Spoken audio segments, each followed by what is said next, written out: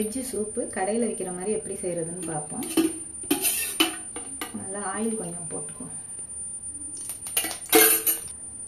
25 milli oil போட்டிருக்கேன்.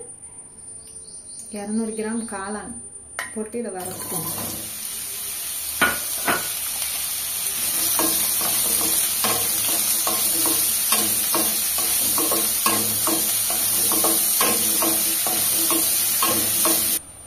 எண்ணெயில் வதங்கிடுச்சு. இதை ஓரமாக தள்ளி வச்சுட்டு பட்டர் 30 கிராம் போட்டுக்கலாம். 2 டீஸ்பூன் பெப்பர் பவுடர் போட்டு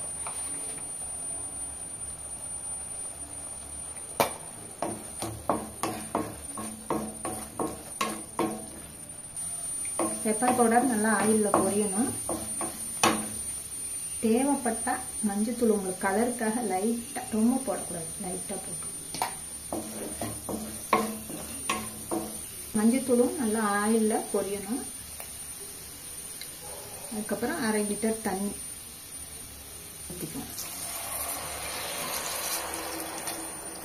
தண்ணி 1/2 டீஸ்பூன் சைனீஸ் உப்பு, அஜினோமோட்டோ, தேவையான அளவு உப்பு. அதாவது மஞ்சத்தூள் உங்களுக்கு விருப்பப்பட்டா போட்டுக்கலாம், போடக்கூடாது, ஆனால் கலருக்காக போடுறேன்னு போட்டுக்கலாம்.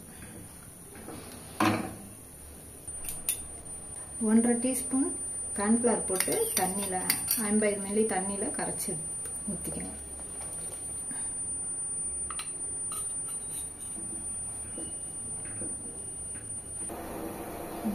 ரெடி ஆயிடுச்சு சூப்பு. இப்போ மல்லி இலை மேலே போட்டு கார்ன் சிப்ஸ் போட்டுக்க வேண்டியது.